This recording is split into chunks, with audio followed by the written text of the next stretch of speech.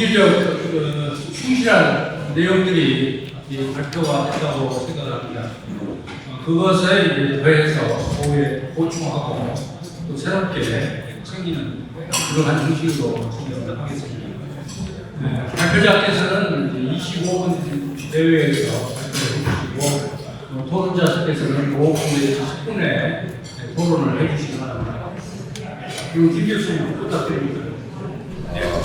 3.1운동과 상해 임시정부 또 한성 임시정부 이런 주제에 관해서 오랫동안 좀 관심을 가지고 연구를 하고 있습니다.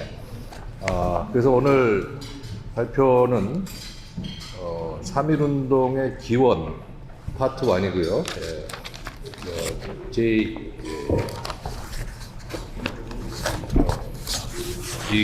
여기 나온 자료에서는 이제 8페이지까지가 이제 기원에 해당되겠습니다. 그리고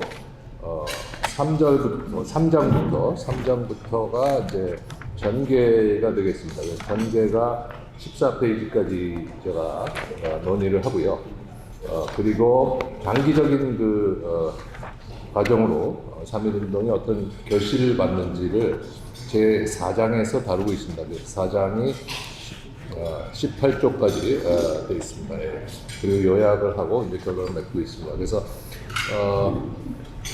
이 연구는 이제 제가 3.1운동에 대한 연구한 거와 한성정부에 대한 연구한 거를 이제 같이 이렇게 합해서 제가 다시 이제 작성을 했습니다. 그래서 앞부분에는 이제 2019년에 제가 발표한 것을 좀 여기 수정했다고 그랬는데 대폭 수정을 해서 2019년에는 이제 한성정부를 제가 자세히 다루지 않았는데 그 사이에 한성정부에 대한 자료가 좀 더 많이 나오고 그래서 제가 이것을 좀 더 확실하게 정리를 했습니다. 그래서 오늘 3.1운동에 대한 우리가 토론회지만은 저는 3.1운동과 한성정부를 한 절반씩 이렇게 말씀드리겠습니다. 그래서 벌써 이제 3.1운동이 발발한 지 104년이 되었습니다. 104년이 되었습니다. 그래서 어느 나라든지 100년이 됐을 때 굉장히 많은 연구가 나옵니다. 그래서 영국의 명예혁명 100년사, 200년사, 또 프랑스 대혁명 100년사, 200년사, 굉장히 큰 이제 학자들의 많은 연구들이 쏟아져 나오죠. 우리도 2019년 3.1운동에 대한 이제 평가가 많이 바뀌었습니다. 그래서 이제 3.1운동은 혁명으로 불러야 된다라고 하는 것이 모든 거의 학자들의 공통된 문제 제기였다고 생각을 합니다.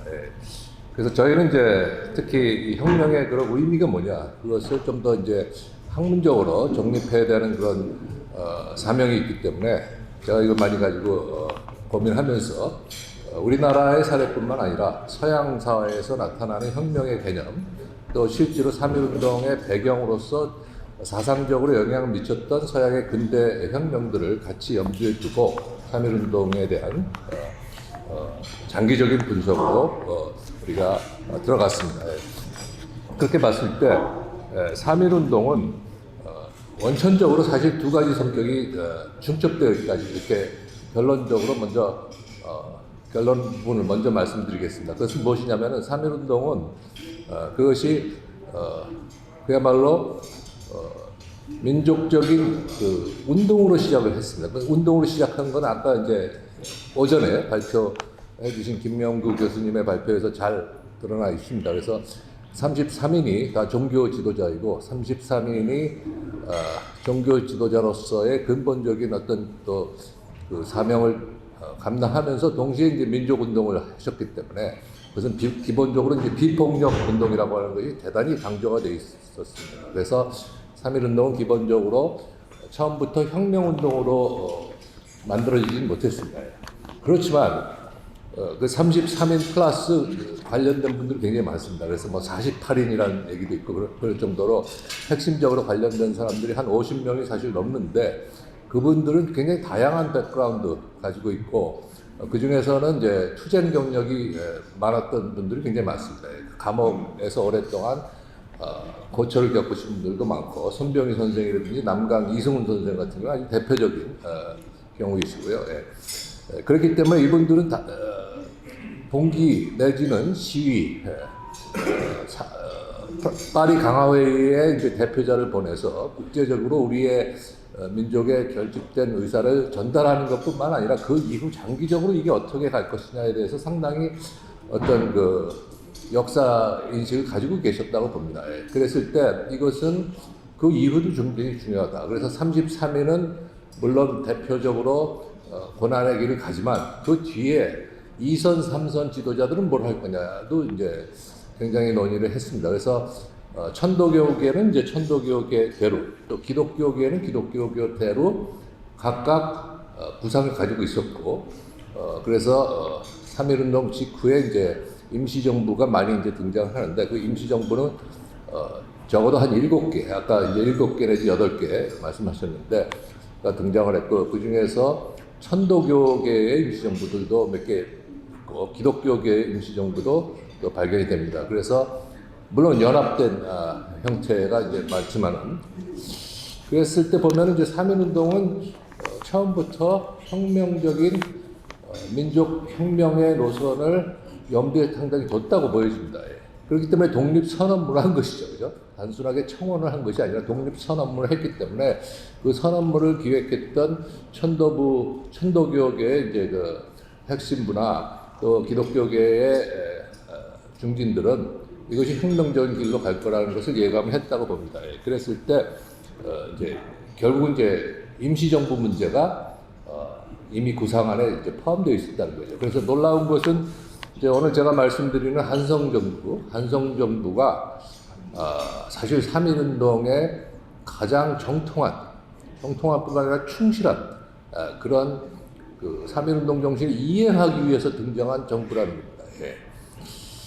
그래서 그것이 결국 이제 많은 다른 임시정부를 주도했던 분들도 동의를 해가지고 나중에 한성정부 체제로 통합을 하게 되는 이유가 한성정부가 워낙 철저하기 때문에 3.1운동과 뛸래야 뛸 수 없는 그 긴밀한 유대와 어떤 그 가장 어려운 문제들을 상당히 해결했기 때문에 한성정부만한 정부가 없다. 여기에 이제 다들 동의를 해서 그 임시정부가 통합이 됐던 겁니다. 그래서 그것은 어떻게 보면 3.1운동 자체의 역사에서 뺄 수가 없기 때문에 그것도 3.1운동의 전개 과정을 좀 봐야 된다고 생각하는 겁니다. 그래서 3.1운동의 이제 제가 부제 기원 전개라고 했을 때 전개는 국내적인 전개는 3.1운동 자체이고요. 그 3.1운동의 이제 세컨드 페이즈, 영어로 이제 그렇게 얘기할 수 있는 제2단계부터는 임시정부 단계다. 이렇게 보는 겁니다. 그래서 3.1운동과 임시정부가 별개가 전혀 아니고 이거는 아주 긴밀한 연결고리가 존재한다. 그것을 오늘 이제 좀 자료들을 좀 소개하면서 말씀드리고자 합니다.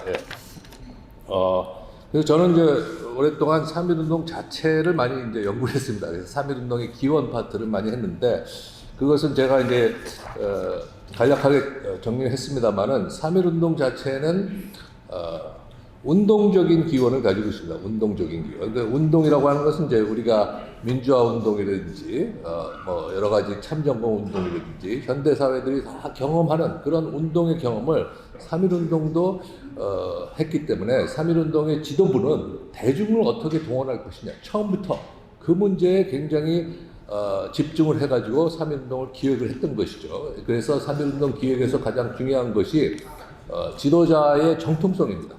민족 전체를 동원할 수 있을 정도로 정통성 있는 지도자들이 지도부에 들어와야 됩니다. 그래서 물론 아까 발표 때도 지적됐지만은 천도교는 이제 선병위의 1인 체제이기 때문에 굉장히 위계적인 체계이기 때문에 뭐 회의라기보다는 선병위의 의중이 가장 중요했고요. 물론 그 밑에 핵심적인 여러 중요한 그 지도자들이 있습니다. 송진우 선생이라든지 현상현 선생이라든지 그 외에 뭐 어떻게 보면은 이제 선언문을 쓴 그런 사람들 다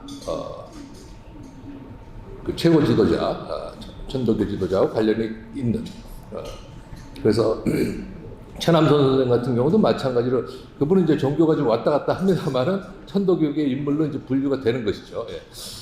그 다음에 이런 천도교 말고 이제 기독교계, 기독교계는 이제 개신교계는 사실 이게 이제 중앙 집권적이지 않죠. 굉장히 분산적이기 때문에 개신교계를 하나로 통합한다는 것은 굉장히 어려운 겁니다. 네.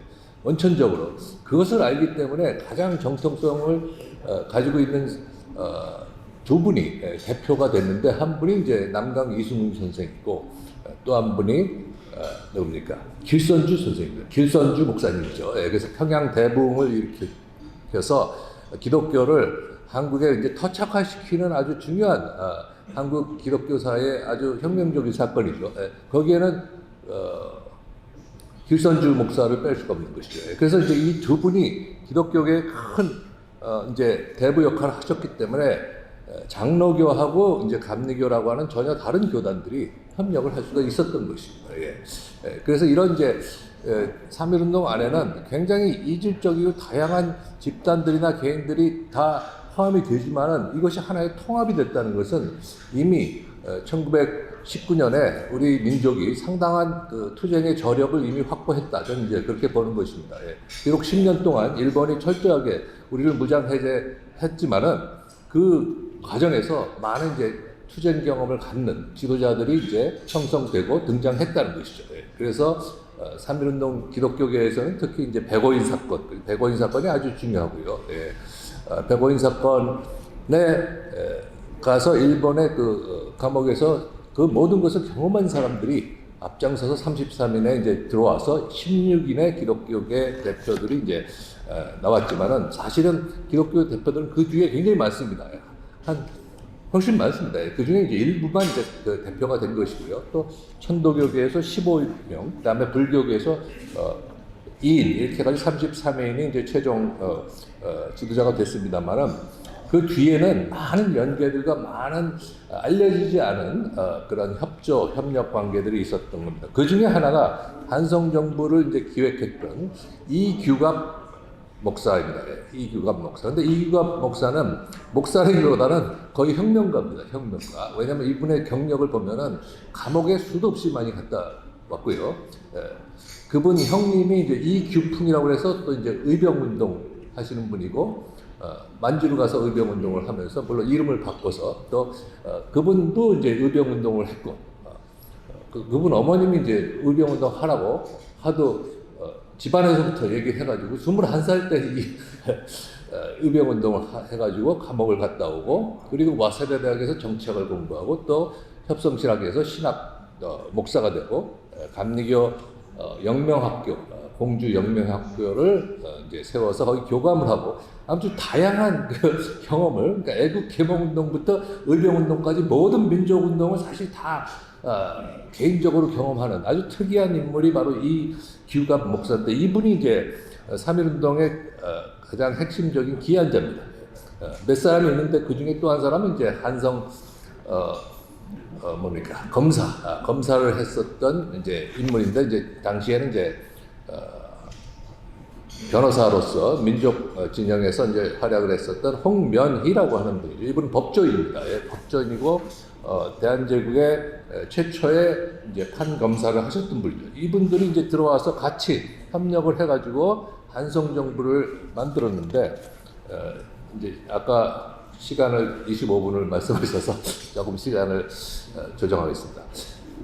제가 이제 이걸 오랫동안 관찰을 해보니까 왜 한성 정부가 이렇게 정통하다고 하느냐, 이것을 좀 더 논리적으로 우리가 분석을 해보려면은 먼저 근대 혁명을, 공화주의 혁명을 했었던 나라들의 사례랑 이제 비교를 해봐야 되겠다 이렇게 생각을 했습니다. 그랬을 때 제가 깨달은 것은 이 한성 정부는 프랑스 혁명과 굉장히 유사한 동질 형상 구조를 가지고 있다 이렇게 이제 말씀드리고 싶습니다. 명칭부터가 그죠? 프랑스 혁명의 핵심적인 기구가 등장한 것이 뭡니까? 국민의회죠, 그죠? 국민의회. 근데 우리는 이제 의회를 우리나라 사람들은 대회라고 또 많이 표현합니다. 그래서 우리는 국민 대회를 치른 겁니다. 그죠? 그래서 이규갑 목사의 그 회고, 1969년 회고에서도 본인도 얘기하시지만은, 과거의 동지들이 이분을 찾아왔어요. 의병운동을 하셨거든요. 이규갑 목사가. 그래서 한성 정부는 아주 특이하게 의병운동계가 대거 6명 내지 7명 정도가 13도 대표 25인의 상당 부분을 차지하고 있습니다. 그러니까 의병 운동한 사람들은 대부분 이제 유림이라고 보시면 됩니다. 그죠? 그러니까 유림계니까 유교계가 전격적으로 많이 들어왔습니다. 그래서 이것을 놓고서 어떤 역사학자는 한성 정부의 이제 정체성이 불투명하다, 근대적이지 않다, 이렇게 이제 오해를 하시는 분이 있는데 그렇지 않습니다. 그렇지 않고 나름대로 의미가 있는 것이 있는데 그게 뭐냐면은 한성 정부는 결국 이제 망명을 해야 되고 망명을 해가지고 계속 활동을 하다 보면은 무장 투쟁을 해야 되는데 그 무장 투쟁을 하기 위해서는 지금 의병 운동이나 무장 투쟁을 하고 있는 사람들을 영입을 하는 것이 더 옳다고 본 겁니다. 그러다 보니까 그것이 유림이건 뭐 기독교건 천도교건 상관없다는 거죠. 무장 투쟁을 하는 것으로 유명한 분들을 다 이제 끌어들였습니다. 그래서 제가 이제 쓴 글에 보면은 각주에다가 그 명단을 다시 한번 우리가 기억할 수 있게 거명을 했습니다. 각주 5번에 보면은요.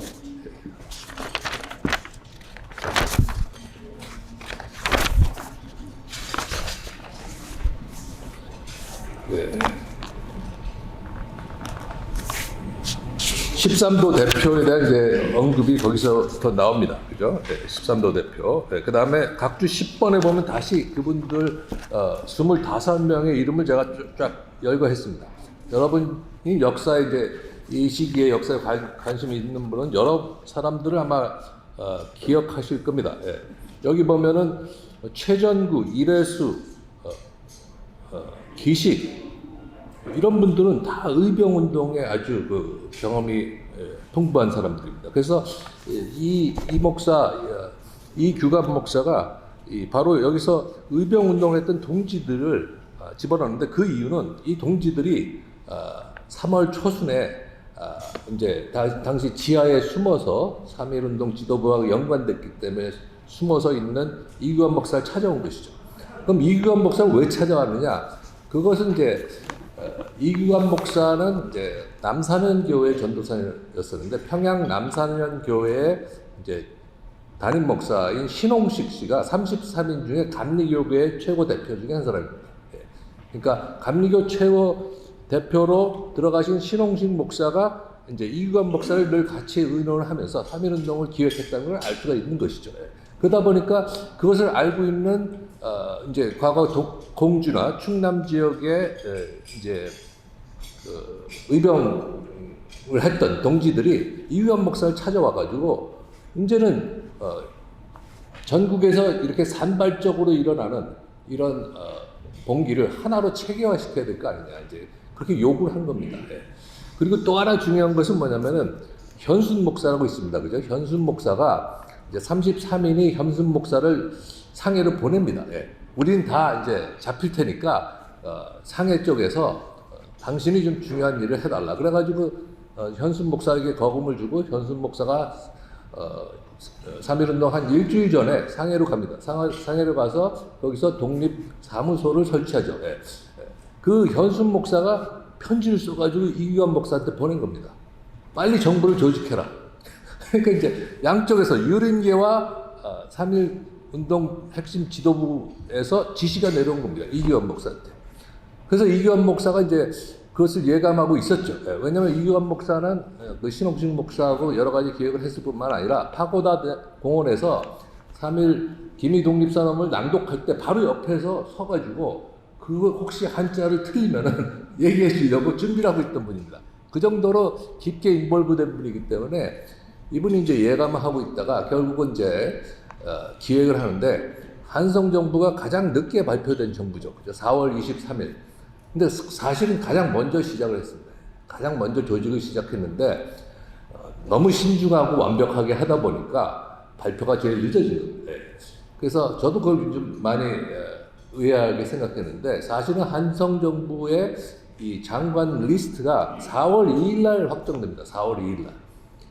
그럼 4월 2일 날 확정됐다는 것은 그 리스트가 그 다음에 이제 상해나 천도교계에 이제 알려지게 되는데 그럼 상해나 천도교계에서 정부 리스트를 짤 때 사실은 한성 정부 리스트가 먼저 이미 가서 그것을 참고했을 가능성이 굉장히 크다고 할 수 있습니다. 그렇기 때문에 한성 정부, 상해 정부, 천도교계, 이제 신한민국 정부 다 리스트가 비슷비슷합니다. 그 이유가 독립운동가들은 서로 다 선이 닿기 때문에 그것을 공유했다라고도 이제 볼 수 있는 것이죠. 그래서 한성 정부가 가장 늦게 만들어진 것은 그만큼 철저했습니다. 그럼 뭘 철저했느냐? 13도 대표자 회의를 소집했습니다. 예. 그럼 13도 대표자 회의는 전형적인 공화주의 체제를 공화주의적인 국민 주권 정통성을 수립한 방법입니다. 예. 그 국민 대회를 치르기 위해서, 그죠? 예. 그래서 프랑스 혁명 초기에 여러분이 기억하시겠지만 가장 중요한 사상가가 아베 CAS라고 하는 그 헌법 사상가가 있죠, 그죠? 아베 CAS가 뭐라고 그랬습니까? 제3계급이 무엇이냐, 그죠? 제3계급을 정의하면서 제1계급, 제2계급은 완전히 배제하고 제3계급만 가지고 국민의회를 형성해야 된다는 혁명 이론을 제시해가지고 프랑스 혁명을 대성공으로 이끈 사상가입니다. 무슨 얘기냐? 혁명을 할 때 가장 중요한 게 국민 주권에 어떻게 정착시키냐는 거죠. 정착시키냐. 우리나라에, 그죠? 그래서 아까도 이제 28 독립선언에서 이제 국민 주권이 최초로 언급됐다든지 혹은 여기 제가 소개를 했습니다만 대동 단결 선언문이라는 게 있죠. 1917년에 상해에 이제 조서왕 선생을 중심으로 하는 분들이 이제 앞으로 임시정부를 만들자라고 하는 최초의 문서입니다. 예. 그리고 굉장히 중요한 문서가 그 도산 안창호 선생 이제 기념 전집을 원고를 받았을 때 거기서 발견됐습니다. 그래서 그것이 이제 국사학계에서도 큰 어떤 반향을 일으켜서 김진봉 교수님이 이제 거기에 대한 이제 아주 소개를 잘 했습니다. 국내에서는. 어쨌든 그런 사상이 있었지만 이것을 대중에게 국민 주권을 확립하는 그 실천을 한 것이 한성정부인 겁니다. 그래서 13도 대표 대회를 했는데 여기 25인의 리스트를 보면은 보통 분들이 아닙니다. 여기 있는 분들이요. 여기 언론인도 있고 이우군 이분은 언론계입니다. 그 다음에 불교계에도 아주 중요한 분들이 두 분이나 들어가 있습니다. 이종욱, 그 다음에 기독교계에는 뭐 말할 것도 없고요. 그 다음에 13도 대표자의 수석 대표 제일 앞에 있는 사람이 이만직으로 되어 있습니다. 근데 이만직은 가명입니다. 왜냐면 이분이 69년에 신동아에다가 이만직이 아니고 조만식이다. 조만식. 그래서 이제 여러분이 아시겠지만 조만식 선생이 이때 어떻게 했느냐? 이때 바로 오산학교에 남강 이승훈이 세운 오산학교에 교장을 하고 계셨었어요. 근데 2월달에 사임을 합니다. 왜 사임을 하느냐? 당신은 빨리 상해에 가서 상해 정부를 교통부를 해라 이렇게 지시를 받았기 때문에 상해로 넘어가다가 3월 4일날 거기 실수로 밀고 돼가지고 체포가 됩니다. 그래서 지금 이제 구금된 상태에 있어요. 이미 한성 정부를 조직할 때는.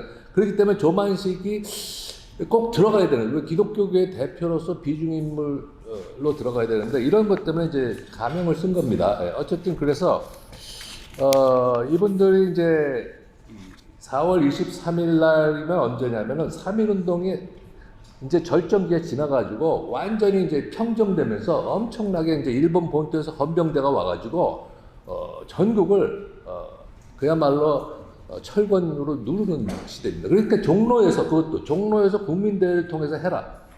거의 이런 이제 말하자면 3.1운동계와 연관된 분들의 이제 그 요구가 있었거든요. 그래서 종로에서 한성 정부를 수립해야 되는데 그걸 누가 할 수 있냐.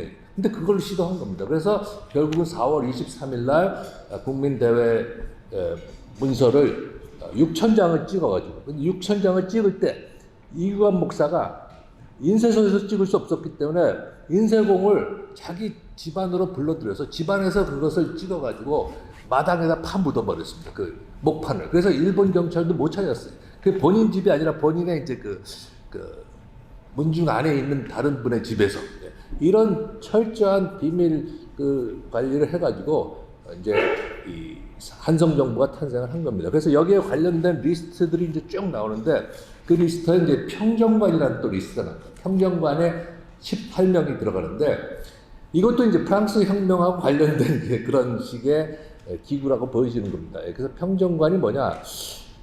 평정관하고 이제 이 13도 대표하고가 대조되는 겁니다. 13도 대표는 철저하게 국내에 있는 사람들, 국내에서 투쟁한 사람들.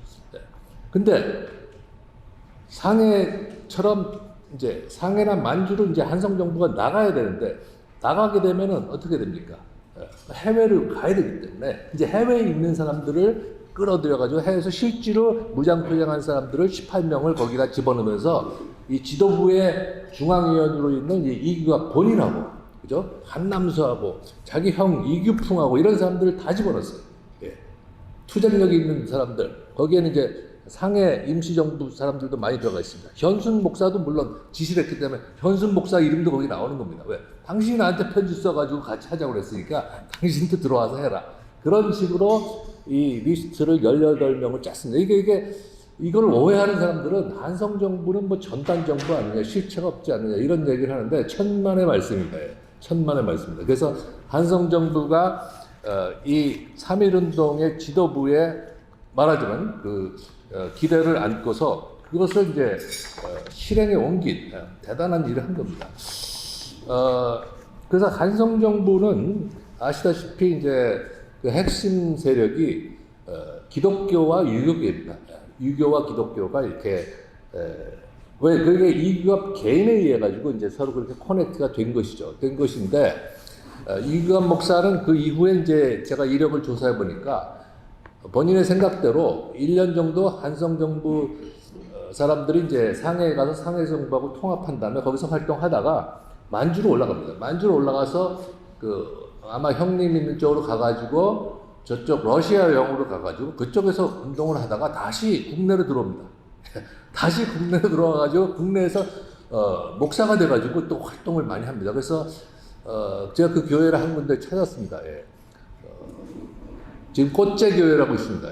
성수역이 있는데 그게 이제 이규환 목사가 이제 일제 말기에 거기서 이제 목회를 했는데 물론 목회를 하는 과정에서 뭐 굉장한 탄압을 받고 감옥도 좀 왔다 갔다 하셨다고 이제 하시는데 어쨌든 대단하게 이제 특이한 분입니다. 그러니까 무장투쟁도 하시고 또 다시 또 기독교적인 열정으로 들어와서 이렇게 활동을 하신 분인데 여기서 이제 이론적인 사상적인 몇 가지의 문제점이 있습니다. 그것은 뭐냐면은 이제 이규환 목사하고 이제 한성정부의 대표로서 상해에서 이제 상해 정부하고 이제 통합을 할 때 그 통합 과정에서 이제 사실 3개 정부란 말이죠. 예, 이동희의 그 노령 정부와 3개 정부를 통합하는 과정에서 그 통합이 사실은 그렇게 쉽지가 않습니다. 이론적으로 굉장히 어렵습니다. 체제가 다르기 때문에. 그렇죠?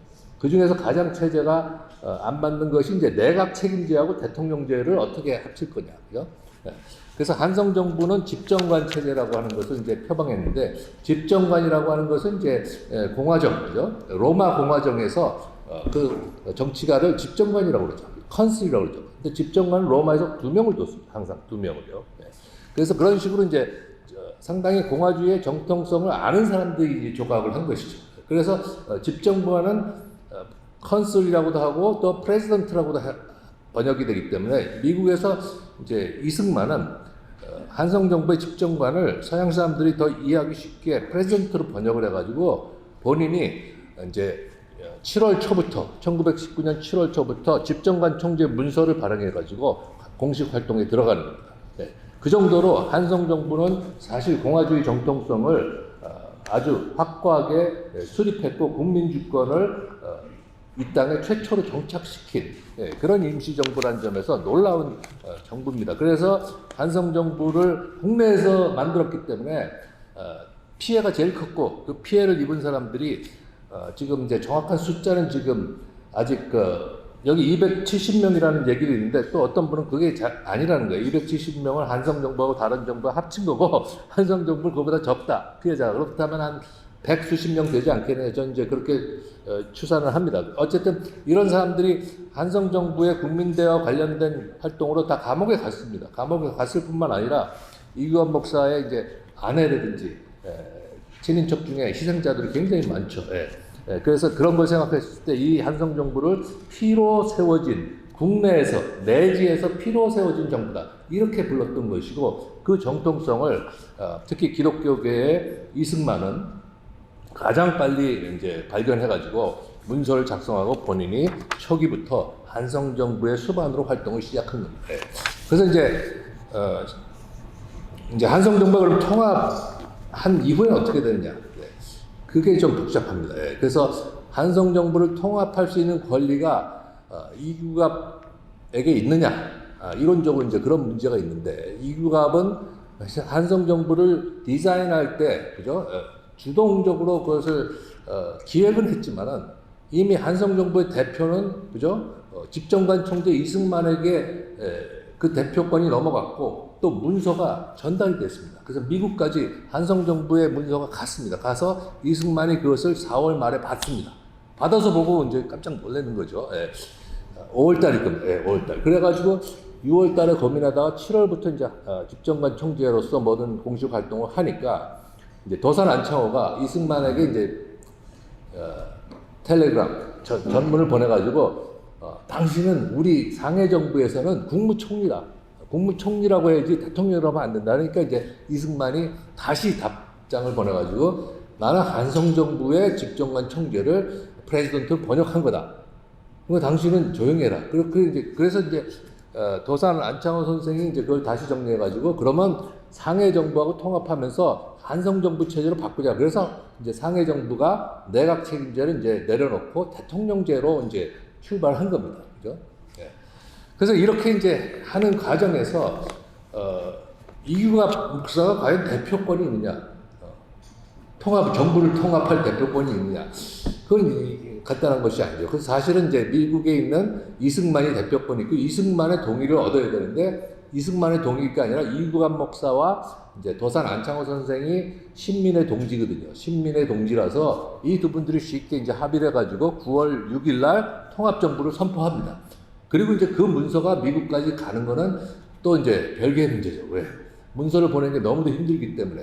그래서 이제 3, 4개월 후에 20년대 초부터 이제 이승만이 이제 본인의 이제 그것을 이제 상해 통합 임시정부의 이제 수반으로서 이제 활동을 시작하는데, 어쨌든 이런 과정을, 우리가 뭐 누가 옳으냐 그르냐가 아니라 크게 대승적으로 보면은 전 세계의 망명에 있는 한국의 독립운동 단체들이 다 인볼브가 돼야 된다. 이게 이제 이승만의 생각이고 안창호의 생각이고 사실은 이동희도 처음에 거기에 동의를 한 겁니다. 그랬을 때는 이 여러 가지 정보가 있는 건 상관없다. 각각 자기가 있는 그 지역에서 한국의 독립을 위해서 일하자. 이렇게 해가지고 처음에 그 다양한 세력들이 이제 3.1운동을 이어나갔던 것입니다. 그래서 제가 이제 시간 관계상 그 마지막 절은 생략을 하겠는데 마지막 절 부분은 이제 좀 외교사적인 부분이 많이 있습니다. 그래서 제가 외교사는 좀 지루하실 것 같아서 많이 이제 빼고 간략하게만 적었는데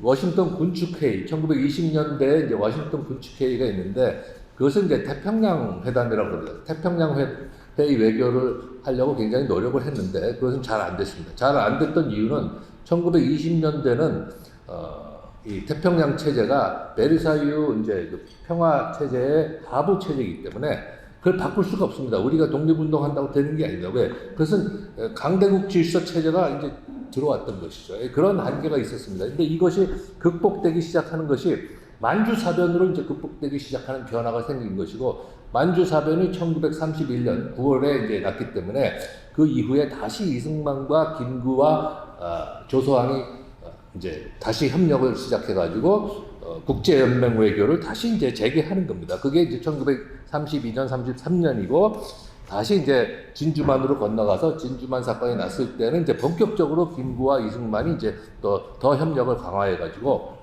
이제 독립운동이 다시 대한민국 임시정부를 중심으로 이거는 이제 통합 대한민국 임시정부죠. 됐고 거기서 김구하고 이승만은 이제 과거에 지나간 얘기에 대해서 별로 그렇게 개의치 않고 앞으로 나갈 방향으로 협력을 이제 구축하기 시작했습니다. 시간 관계상 여기서 마치도록 하겠습니다. 감사합니다.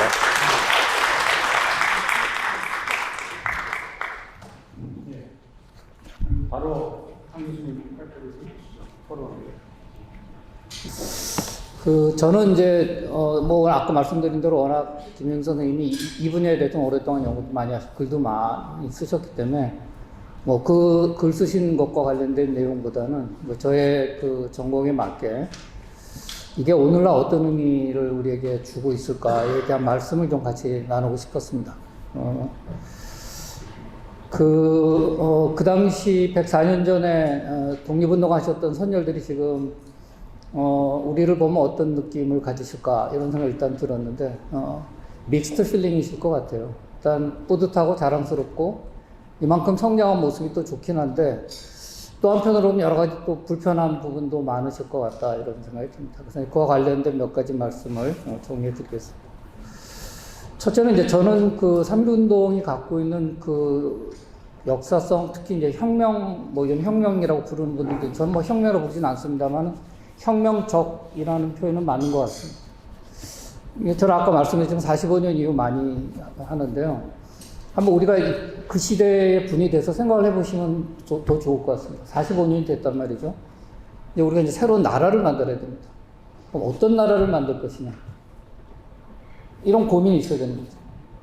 근데 우리한테 가장 익숙한 체제는 수천 년 동안 이어져 왔던 왕조, 왕이 있는 나라가 우리에게는 너무나 익숙한 그 체제입니다. 그 이후의 체제는 사실 경험해보지도 않았죠.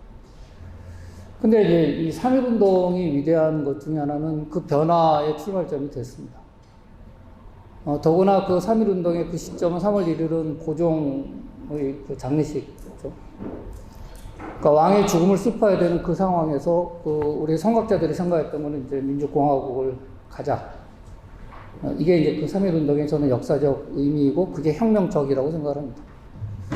그러니까 뭐 그 이후에 만들었던 여러 그 아까 임시정부 말씀하셨습니다만 그 이후에 있었던 여러 임시정부에서 만들었던 뭐 임시헌법이라든지 임시헌정이라든지 혹은 45년 이후에 해방공간에서 이루어졌던 여러 가지 형태의 헌법 논의들이 있습니다. 어떤 나라를 만들 것이냐, 정치 시스템을 어떻게 할 거냐. 근데 거의 대부분의, 물론 이제 뭐 민정과 같은 그 좌익 일부 거의 이미 먼저 나오지만 대부분의 모든 내용들은 다 민주공화국이 제1조가 됩니다. 그러니까 거의 예외가 없습니다. 그래서 이제 48년 재헌국회가 만들어졌을 때 그때 제1조가 됐던 것은 매우 자연스러운 합의 사항이 됐던 거고 그게 뿌리를 거슬러 올라가면 19년에 우리 3.1운동부터 찾아볼 수가 있다는 거죠. 그런 의미에서는 매우 혁명적이었다 이런 생각이 들고요. 실제로 이제 재헌헌법의 전문을 보면 그 우리들 대한민국은 기미 3.1운동으로 대한민국을 건립하여 이렇게 되어 있습니다. 그러니까 그 뿌리를 재헌헌법에서부터 대한민국의 뿌리를 이제 3.1운동에서부터 찾았기 때문에 그 왕조라고 하는 구체제, 봉건체제를 뛰어넘고 근대적인 정치체제, 민주공화국이라는 정치체제를 만들어낸 매우 역사적 사건이었다고 생각합니다. 그래서 이제 오늘날 이제 우리가 그런 그 시스템을 갖췄는데요. 이제 오늘 와서 이제 우리가 한 번 더 생각해 봐야 될 부분은 과연 민주공화국이라고 하는 것이 담고 있는 가치를 우리가 얼마나 오늘날 잘 구현하고 있느냐 이런 부분입니다. 그러니까 민주주의와 관련된 부분에서는 뭐 많은 발전이 있었습니다. 저는 뭐 굉장히 중요했던 사건이 4.19라고 생각을 하는데 하여튼 그 이후에 오늘날까지 민주주의에 대한 강조는 굉장히 많았는데 그거에 비해서는 이제 공화주의와 관련된 논의는 그렇게 많지 않았습니다. 그러니까 공동체의 발전과 유지를 위해서 시민들이 봉사하고 기여하고 서로의 다름을 인정하고 우리의 공동체의 발전을 위해서 같이 힘을 합친다라고 하는 그런 시민적 덕성을 우리가 얼마나 많이 생각을 했고 그거를 갖추기 위해서 얼마나 많은 노력을 했을까. 이 부분은 오늘날 우리의 그 정치 현실이라든지 사회적인 분열을 보게 되면 되돌아보게 되는 지점이라고 생각이 됩니다. 그래서 다시 104년 전에 그 목소리를 기억을 하면서 우리가 이제 하나 더 나은 공동체로 나아가기 위한 오늘날의 우리의 역할은 무엇이냐 이거에 대해서 고민할 필요가 있다. 말씀 처음으로 좀 드리고 싶습니다. 그 두 번째 이제 통합과 관련된 거예요. 통합과 관련된 것인데 제가 이 산업운동 관련된 기록을 보거나 글을 볼 때마다 참 이제 놀라운 게 이제 하나의 목소리로 조선의 독립을 외쳤다는 거죠. 거기에는 뭐 우리가 잘 아는데 뭐 지역적인 차이도 없습니다. 뭐 전라도 경상도도 없고 평안도 함경도도 없습니다. 그 양만 상민도 없었고 그죠? 학생들도 많았고 또 오늘 뭐 두 번 발표해 주셨지만 종교적인 차이도 없었습니다. 그러니까 모두가 하나 됐던 사회입니다. 이제 그런 거 보면 이제 우리가 오늘날 되돌아보면 우리 사회가 너무 갈갈이 찢겨 있는 거죠. 이게 정말 중요한 걸까? 이런 생각이 듭니다. 그때를 되돌아보면 우리는 정말 중요하고 심각한 문제로 사회가 갈라져 있을까? 이런 고민을 하게 되는 거죠. 그래서 다시 이제 그때의 정신으로 돌아갈 필요가 있다, 이런 생각이 들고요. 특히 저는 그 33인이라고 하는 분들의 상징성이 크다고 생각을 합니다. 결국은 각계각층을 대표했다는 거예요. 차이, 그것이 뭐 생각의 차이일 수도 있고, 종교의 차이일 수도 있고, 뭐 혹은 계급의 차이일 수도 있고, 여러 가지 뭐 배경의 차이도 있겠습니다만은, 어쨌든 그걸 극복하고 33명이 같이 이름을, 그러니까 같이 끌고 나가는 거죠. 그래서 리더들의 역할이 중요하지 않나, 이런 생각이 듭니다. 그와 관련해서 한 가지만 더 말씀을 드리고 싶은 거는, 오늘 이제 김영선 선생님 발표하시면서 한순정보 말씀 많이 하셨는데요. 사실은 이제 저 개인적으로 경험이 하나 있는데, 지난 정부 때 국방부 관련돼서 뭐 이제 장병들 뭐 정신교육하는 프로그램이 있었습니다. 그래서 이제 원고를 뭐 써서 이렇게 하는 거였는데, 제가 이제 거기다가 3.1운동으로 만들어진 우리 그 이후에 뭐 한성정부라든지 노령정부라든지 상해라든지 뭐 여러 곳에서 이런 만들어졌다고 이렇게 제가 초고를 써서 보냈거든요. 나중에 이제 거기서 이제 검토를 해야 될 거 아니에요. 국방부 거니까. 이제 관계기관의 검토를 거쳐서 왔는데 상해 임시정부만 살아남았습니다. 그래서 제가 이게 그때 좀 약간 개인적으로 좀 충격을 받았습니다. 그러니까 역사적 팩트 자체를 그러니까 어떻게 보면 이제 독립운동 자체를 평가하게 하는 셈이 되는 거죠. 저는 이거 매우 나쁜 거라고 생각을 합니다. 우리가 독립을 하고 여기까지 온 거에는 독립을 위해서 애썼던 굉장히 많은 이런 우리 선열들을 같이 생각해야 되지 않나요? 그래서 공평하게 저는 이제 논의가 돼야 될 필요가 있다. 그래서 뭐 상해라든지 한성뿐만 아니라 뭐 하와이, 하와이 계신 교민들이 사탕수수 돈 모아가지고 우리나라 학생들 공부 열심히 하게 하라고 그래서 인천에 세운 학교가 인천에 하와이 합쳐서 인하대학교 아닙니까? 그 인하대학교입니다. 그 다음에 최근에 뭐 요즘에 많이 발굴되고 있습니다. 멕시코라든지 쿠바라든지 이런 데서도 굉장히 많은 분들이 다 독립자금을 보냈습니다. 그러니까 그런 총체적인 형태, 우리가 얻었던 독립을 특정한 어떤 정파적 시각이라든지 이념적 시각에 의해서 나누지 말고 이때 가졌던 통합의 정신으로 다시 그 역사를 우리가 바라보는 것도 중요하겠다, 이런 생각이 다시 들었습니다. 세 번째로 이제 마지막으로 드릴 말씀은 이제 대의의 보편성입니다. 김희 독립선언문은 아무리 다시 읽어도 참 그 가슴 뭉클한 특별한 점이 있는데요. 제가 이제 그 중에서 오늘 우리 조선 독립은 이게 풀이된 겁니다, 한국어로. 요즘 말로 조선인으로 하여금 정당한 삶을 누리게 하는 동시에 일본으로 하여금 그릇된 길에서 벗어나 동양을 붙들어 지탱하는 무거운 책임을 온전히 이루게 하는 것이며, 중국으로 하여금 꿈에서도 피하지 못하는 불안, 공포에서 탈출하게 하는 것이며, 또 동양 평화로 중요한 일부를 삼는 세계 평화, 인류 행복에 필요한 계단이 되게 하는 것이니 이 어찌 구구한 감정상의 문제리요, 이런 표현이 있습니다. 이게 그러니까 우리가 독립하려고 하는 게 우리만 잘 되려고 하는 게 아니에요. 조선의 독립이 왜 중요하냐면 이게 짧게는 중국에도 도움이 되는 거고, 일본도 도움이 되는 거고, 동양의 평화에 도움이 되는 거고, 인류 전체에 도움이 된다. 이게 사실은 어떻게 보면 그 이전에, 그 10년 전에 1909년에 안중근 의사가 이토역으로 의미를 암살했을 때도 똑같은 이야기를 했습니다. 내가 지금 하는 건 동양 평화를 위해서 하는 거다. 이 사람에 대한 미워서 하는 게 아니다. 그 대의가 그 일본인의 그 많은 사람들 감동시키고 그랬던 거 아닙니까? 그래서 지금 이런 것들을 이제 보면 이때 그 시절의 어른들이, 우리의 성각자들이 참 큰 명분을 가지고 이런 운동을 하셨구나, 이런 생각을 갖게 됐습니다. 그래서 근데 우리가 예를 들면 통일운동을 하더라도 우리가 되면 남북한이 군대가 몇백만이 되고 또 이걸로만 일본도 꼼짝 못하고 중국도 이런 식의 것 갖고는 제가 볼 때는 통일은 어렵다고 봅니다. 독일 통일도 역시 콜 수장이 이야기했던 것은 독일 통일이 결국은 유럽의 평화에 도움이 된다. 그리고 궁극적으로는 세계 평화에 도움이 되는 게 독일의 통일이다. 이게 이제 기본적인 우리 김학식 총님 책에서도 많이 말씀하셨습니다. 그래서 지금 이제 요즘에 최근에 정책 문제도 되고 있습니다만 일본하고의 관계라든지 중국하고의 관계라든지 혹은 이런 이웃 국가들의 관계 혹은 우리 안에 와 있는 외국인들의 문제라든지 이런 부분과 관련해서도 우리가 조금 더 큰 틀에서 어떤 이런 보편적인 대의를 어떻게 유지할 수 있느냐, 그걸 어떻게 다시 생각할 수 있느냐, 이런 것들이 이제 3.1 운동이 오늘날 우리에게 주는 여러 가지 교훈이 아닐까 이런 생각이 듭니다. 네, 감사합니다.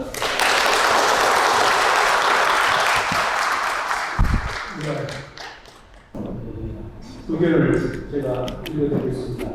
우리 정용상 교수님이 보내주신 글인데 아마 본인 생각과 함께 약간의 질문이 포함되어 있는 것 같습니다. 읽겠습니다.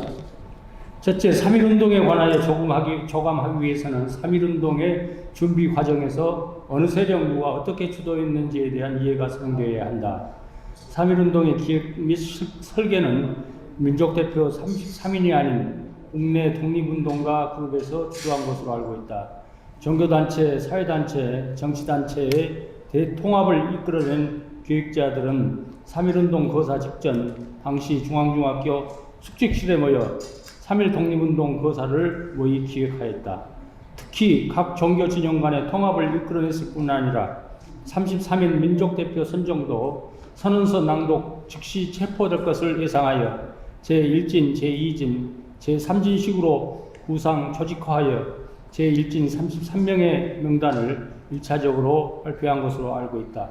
그러므로 종교 지도자들이 독립운동 방식을 고안하여 주도했다기보다는 사전에 치밀하게 각계각층이 통합을 주도하고 체계화 조직화된 3.1운동 설계도를 완성한 국내 독립운동 세력의 공로가 우선적으로 평가되어야 한다고 생각합니다.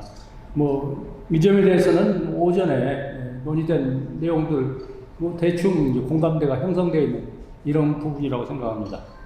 예.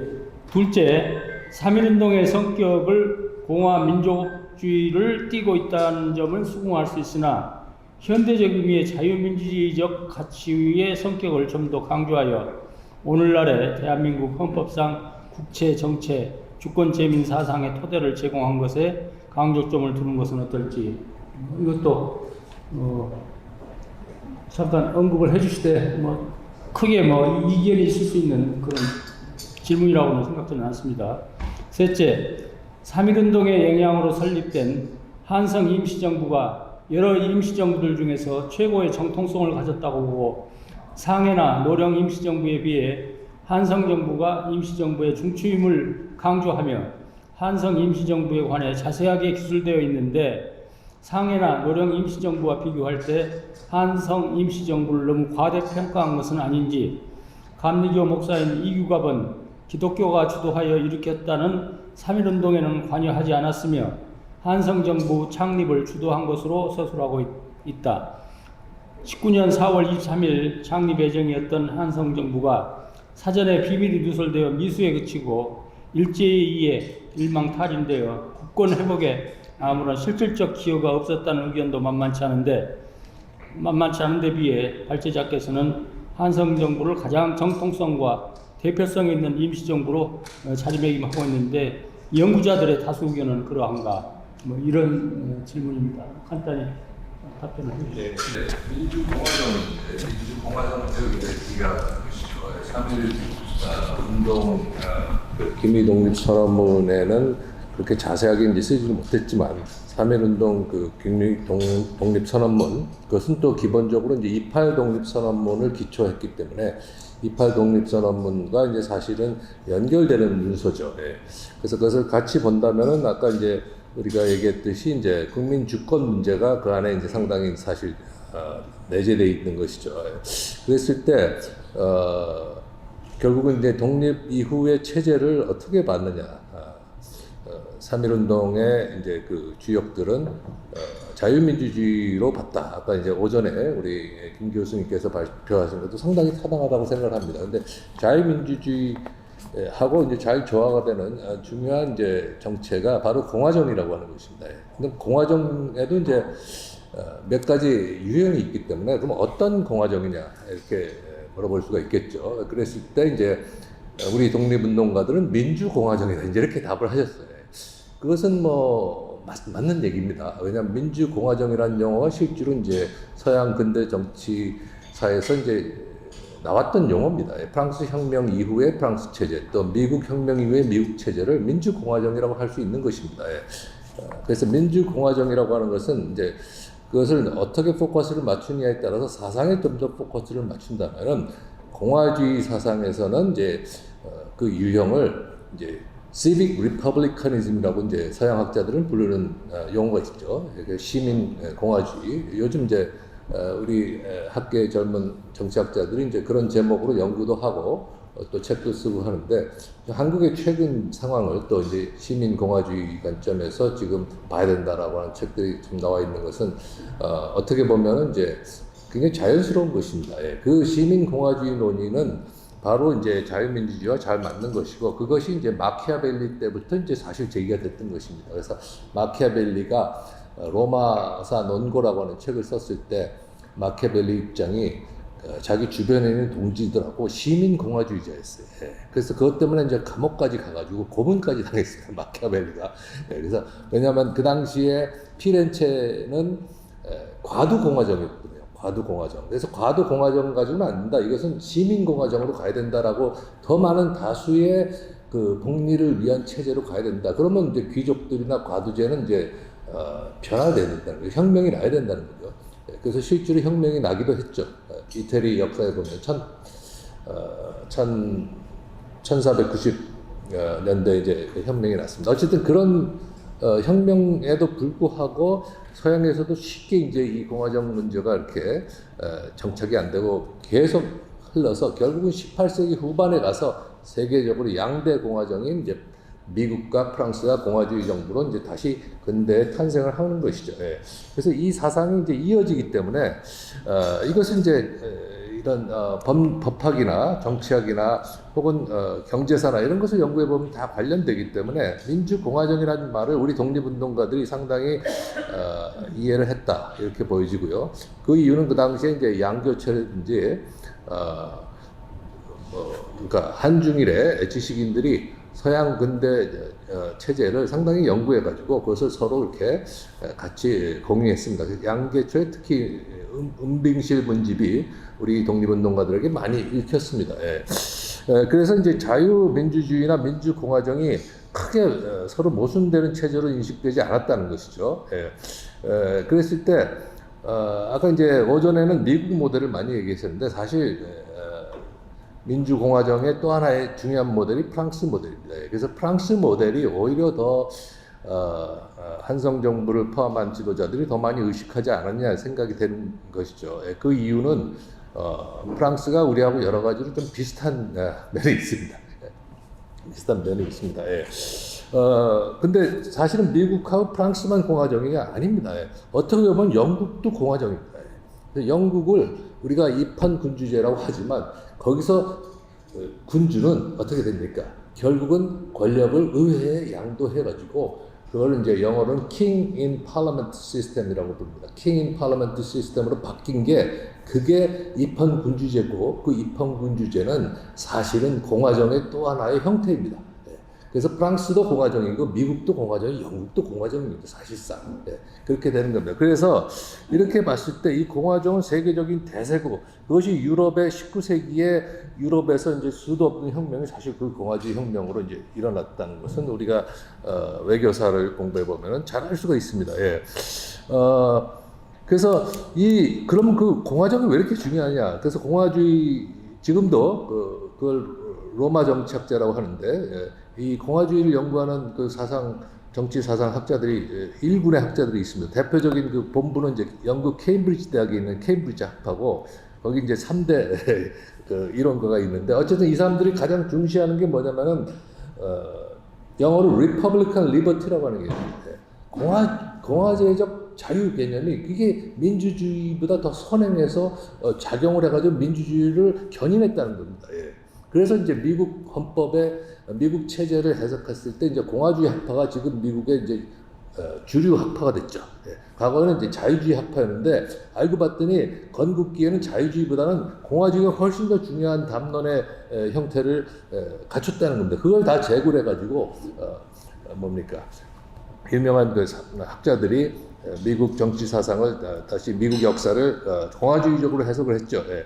그래서 이 공화주의는 미국만을 위한 것도 아니고 프랑스만을 위한 것도 아니고 이미 19세기에 유럽 전체의 대세가 됐고 그것은 18세기에도 아주 강력한 공화주의 사상가들이 나왔는데 거기 몽테스키라든지 장작 루소라든지 임마누엘 칸트라든지 다 공화주의죠. 그죠? 그래서 공화주의 사상을 세계적인 사상으로 바꾼 또 하나의 철학자가 이제 임마누엘 칸트인데 칸트는 사실은 국제관계를 연구하지 않았지만 놀랍게도 영구평화론이라고 하는 책을 써가지고 그 당대에 유럽에서 가장 많이 팔린 책이 이제 영구평화론인데 그게 이제 공화주의 평화론입니다. Republican Peace Theory입니다. 그게 이제 20세기 와가지고는 이제 민주주의 평화론으로 바뀌어가지고 데모크래틱 피스 시어를 바뀐 것일 뿐이지 사실은 그 20세기에 지금 국제 정치학자들이 하는 것을 칸트가 먼저 했던 것이죠. 그래서 이제 우리나라의 이 뭡니까 기미 독립선언문 안에 그와 같은 국제 평화란 사상이 들어 있다라고 얘기해도 틀리지 않다고 저는 생각을 합니다. 그것이 담론적으로 나타나 있습니다. 그래서 어쨌든 이 최남선 육당 최남선 선생이 이제 그 천도교회 이제 지도부의 그 여러 가지 그 요구를 결국은 잘 정리를 해가지고 그 명문작으로 만들어냈는데 그 안에는 놀라울 정도로 이제 이런 정치 사상적인 사상과 연결되는 컨셉트들이 많이 등장을 해가지고 이 기미 독립선언문은 너무도 정말 명문작이죠. 단지 그것이 너무 어렵기 때문에 일반인들이 한자를 읽기에는 어려운 면도 있었기 때문에 그 이후에 나오는 여러 선언문은 그걸 좀 더 희석시켜가지고 일반인도 이해할 수 있는 언어로 좀 희석됐습니다만은 어쨌든 이런 것들이 우리가 이 당시에 이미 상당히 우리 민족이 잠재력을 가지고 있었다 이렇게 볼 수가 있습니다. 그리고 이제 국내 지도자들의 이제 중요한 역할들 그런 것들은 물론 다 저도 인정을 하는 것이고 그분들이 또 이제 상해로 가서 더 무장투쟁이나 만주로 가서 또 무장투쟁을 하는 또 그런 단계로 이제 또 발전됐던 것도 사실입니다. 국내 이제 학자들의 연구 중에요. 그 임시정부사의 이제 권위자인 분들이 있습니다. 그 중에 한 분이 이제 여러분 아시겠지만은 이제 이현희 교수라고 하는 분이 있습니다. 제가 저는 이제 성신여대 정치외교학과인데 그분은 성신여대 사학과 교수님을 오래 하셨고 지금은 작고 하셨습니다만은 저희 집안 어른하고도 이제 좀 아시는 분인데, 그 이현희 교수가 이제 임시정부에 대한 책을 여러 권을 썼는데, 그 중에 2001년판 같은 데 보면은 아주 한성정부를 굉장히 높게 평가하는 것을 볼 수가 있습니다. 제가 각주에도 좀 달아놨습니다. 그래서 참고문헌에도 있으니까 그걸 보시면 되겠고, 그 외에 이제 뭐, 많은 학자들이 아까 말씀드린 대로 이 한성 정부의 이제 그 이제 조만식 선생이 이제 대표라는 것 그런 것을 이제 인지하시고 그것을 굉장히 중요한 것으로 해석하고 지금 있고 지금도 그런 이제 해석이 새로 이제 좀 제기가 되고 있는데 그것은 지금 이제 조만식 선생 유족회하고 이제 제가 한번 통화를 해봤는데 잘 모르시더라고요. 유족회에서 한성 정부하고 어떤 관련이 있는지. 그래서 제가 이제 발표를 한다고 그러니까 좀 걱정을 하시더라고요. 그래서 저는 아무튼 학문적인 근거를 가지고 발표를 하겠습니다. 이제 그렇게 이제 하고 끊은 적이 있는데, 다시 말하면 이제 100년이나 150년 전에 우리의 선조들이 독립운동을 할 때 그것을 가족에게도 비밀로 했거든요. 네, 가족에게도. 그러니까 아무리 아버님이 했고 할아버님이 했어도 후손들이 잘 알 수가 없게 돼 있습니다. 예. 저희 이제 집안에도 이제 그런 분이 한 분 계셔가지고 제가 전기를 19년 동안 전기를 썼습니다. 19년 동안 자료가 없어가지고 너무 힘든 과정 겪었던 것이죠. 근데 다행히 나중에 이제 자료가 나와가지고 이제 전기가 완성이 됐는데 그런 식으로 우리 조상들이지만은 또 우리하고 관련된 선조들이지만은 이분들이 정말로 한 것을 다 지금 완벽하게 복원하거나 그것을 규명하지 못하는 것은 역사가 그만큼 흘렀고 역사 연구가 그만큼 어렵기 때문이라고 볼 수가 있습니다. 그래서 어쨌든 여기서 이제 마지막으로 강원택 교수님이 대의의 보편성이라고 했는데 아주 중요한 말씀을 하신 겁니다. 그래서 이게 이제 국민 주권이 뭡니까? 이게 바로 대의제고요. 대의제가 대표제입니다. 그죠? representation이죠. 대표를 어떻게 뽑을 것인가. 이것이 이제 법적이고 정치적인 정통성으로 확립된 것이 이 프랑스 대혁명이라고 하는 것이고, 프랑스 대혁명 때 그 이전에 있었던 그 앙샹 레지무, 구체제의 모든 질서를 완전히 부정했습니다. 이게 프랑스 모델이 그렇습니다. 프랑스 모델은 그것을 부정할 수밖에 없어요. 반면에 영국 모델은 그게 아니라 그 구체제가 상당히 정통성을 또 갖고 있습니다. 나름대로. 왜? 구체제가 끊임없이 개선하려는 노력을 또 보였거든요. 그래서 영국 모델은 이제 점진 개선형 모델이고 프랑스 혁명은 전면 혁명 모델입니다. 그래서 사실은 우리나라가 정치 사회학적으로 보면은 이제 그 봉건제나 그런 토지 관계로 봤을 때는 프랑스 모델에 가깝지 않느냐, 많은 분들이 그런 생각을 하게 됩니다. 그렇지만 그것이 이제 고종 황제 체제 하에서는 프랑스 혁명이나 공화주 혁명 얘기를 할 수가 없는 것이죠. 그럼 당장 역적이 되니까 그거를 잘못 건드렸다가 이승만이 감옥에 간 겁니다. 네. 이승만은 그때 혁명을 하려고 건드린 게 아니라 너무 젊었기 때문에 잘 몰라가지고 거기에 관련된 인사들하고 같이 이제 독립협회 운동을 하다가 이제 구속이 돼서 한성 감옥에 가서 6년 동안 이제 옥고를 치른 겁니다. 예, 예, 여기서 마치겠습니다. 감사합니다. 예. 네, 예정된 시간이 한 4, 5분 지났습니다. 네, 마무리를 하겠습니다. 오후 세미나에서는 이제 저도 그렇고 여러분도 상당히 한성 정부에 대해서는 그 실체나 그 내용에 대해서는 모르시는 분들이 계셨을 텐데 오늘 많은 공부가 될 것 같습니다. 감사합니다. 그리고 강원택 교수님이 토론해 주신 내용은 정말 제가 마지막에 마무리해야 될 그런 내용들을 아주 축약해서 오늘날에 있어서 우리가 가져야 될 자세 이런 것을 축약해서 말씀을 해주셔서 대단히 고맙습니다. 마치면서 한 말씀만 더 드리겠습니다. 서두에서 이 자유민주주의 시장 경제 우리 헌법의 가치와 중요성을 이야기를 했고 그것이 이제 3.1운동을 비롯한 과거의 우리 선열들의 그러한 노력과 연결되어 있다는 말씀을 드렸는데 오늘날 우리가 자유민주주의를 지키고 또 유지 발전시켜서 나라를 지키고 발전시키기 위해서 이에 관해서 투철한 생각을 갖는 것이 중요하다. 그래서 오늘의 특별 세미나가 열린 것으로 그렇게 합니다. 제가 한 가지 드리고 싶은 말씀은 우리 헌법이 1948년 그런 경위로 만들어진 헌법이 대단히 의미 있고 가치 있는 헌법이라는 것에 대해서는 우리가 전부 공감할 겁니다. 굉장히 중요한 그런 역사적인 사건이었죠. 헌법 제정이. 그런데 우리나라에 국경일이 5개 있죠. 3.1절, 개천절, 광복절, 그리고 한글날 제헌절입니다. 그런데 그 가운데에서 유일하게 공휴일이 아닌 날은 제헌절입니다. 예전에는 제헌절이 국경일이자 공휴일이었습니다. 원래 몇 년 전만 해도 한글날도 공휴일이 아니었습니다. 제가 총리 때 이 한글날 이건 정말 우리한테는 자랑스럽고 경사스러운 날이다.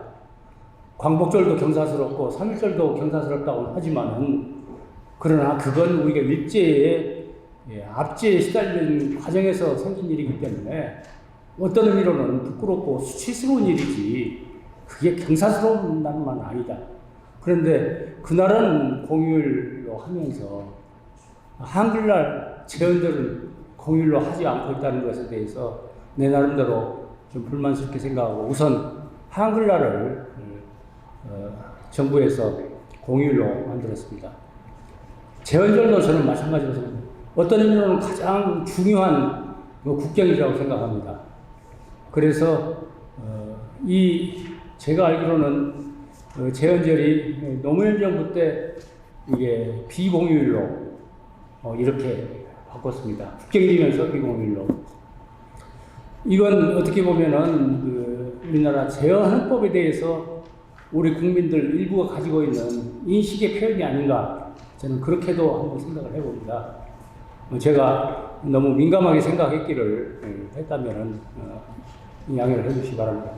아무튼 우리는 우리 헌법의 가치로 가지고 있는 이것에 대해서 깊은 장심을 가지고 이걸 계속해서 유지 발전시켜 나가는데 각별히 노력을 해야 되겠다 하는 생각을 가지고 또 우리 강원택 교수님 말씀하신 가운데에서 그야말로 오늘날에 있어서 반성해야 될 점, 자유민주주의 하면은 너무 그렇게 방만한 그리고 과당 경쟁 뭐 이런 쪽으로 평가되고 인식되는 그런 것을 막기 위해서라도 우리 공동체적 삶을 함께 향상시켜 나가는 진정한 의미의 자유민주주의가 이 땅에 뿌리낼 수 있도록 그런 노력도 우리가 함께 해야 되겠다 하는 생각을 하게 됩니다.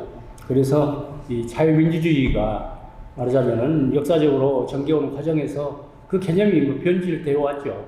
그러나 오늘날에 있어서 우리 사회가 공동체적으로 함께 더불어 잘 사는 이런 사회를 만드는 과정에서 자유민주주의가 함께 같이 있는 이념 체제로, 정치 체제로 존속할 수 있을 것이다 하는 것을 우리가 모두 인식을 하고 그런 쪽으로 함께 발전시켜 나갈 수 있는 노력을 아울러 해야 되겠다. 이것이 이제 우리 강원택 교수님이 지적하시는 내용이었다 이렇게 생각합니다.